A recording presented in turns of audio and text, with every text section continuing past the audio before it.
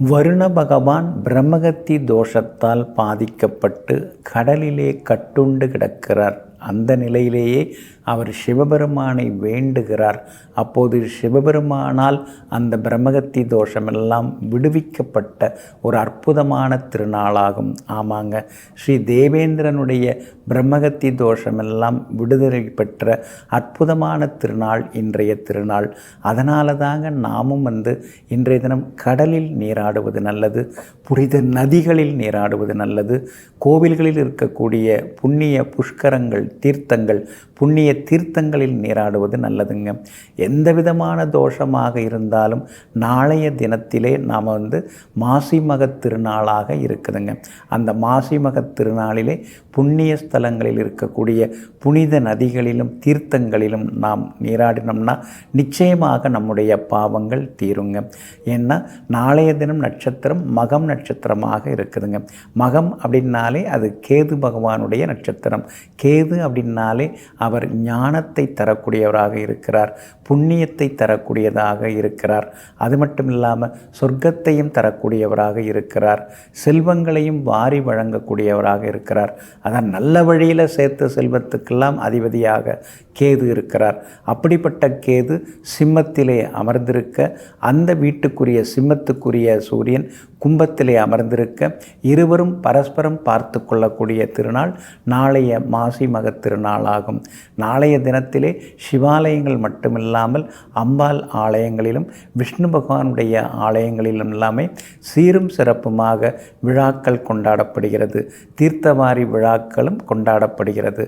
இந்த மாசி மகம் நாளைய தினத்தில் இருக்கிறதுனால நாளைய தினத்தில்தான் ஸ்ரீ பார்வதி தேவி தக்கனுடைய மகளாக பிறந்தாங்க. அப்போ தக்கனுடைய மகளாக பிறந்து அவதரித்த திருநாளாக நாளைய திருநாள் இருக்குது.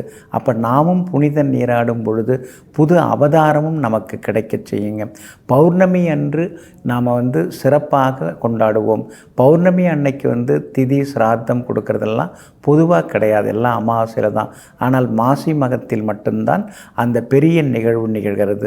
நாளைய தினத்திலே நம்முடைய முன்னோர்கள் நீத்தார்களை நினைத்து நாம் திதி தர்ப்பணம் தருவதன் மூலமாக நம்முடைய குடும்பத்தை பற்றி இருக்கக்கூடிய சில தோஷங்கள் எல்லாமே விலக ஆரம்பிக்குங்க.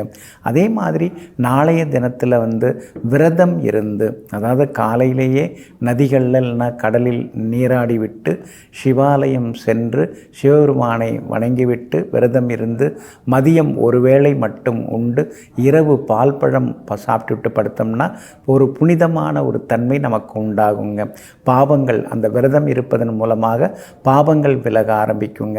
அதே மாதிரி நாளைய தினத்திலே வீட்டிலே விளக்கேற்றினோம்னா குடும்பத்தில் இருக்கக்கூடிய அந்த வீட்டில் இருக்கக்கூடிய சில கண்திருஷ்டி ஓமல் பாப சாபங்கள் எல்லாமே விலக ஆரம்பிக்கும்.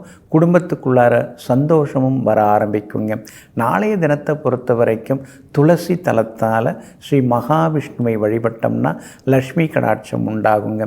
அதே மாதிரி குங்குமத்தால் ஸ்ரீ அம்பாளை வழிபட்டோம்னா நிச்சயமாக தீர்க்க சுமங்கலி யோகத்திலிருந்து நீண்ட ஆயுள் எல்லாமே கிடைக்குங்க.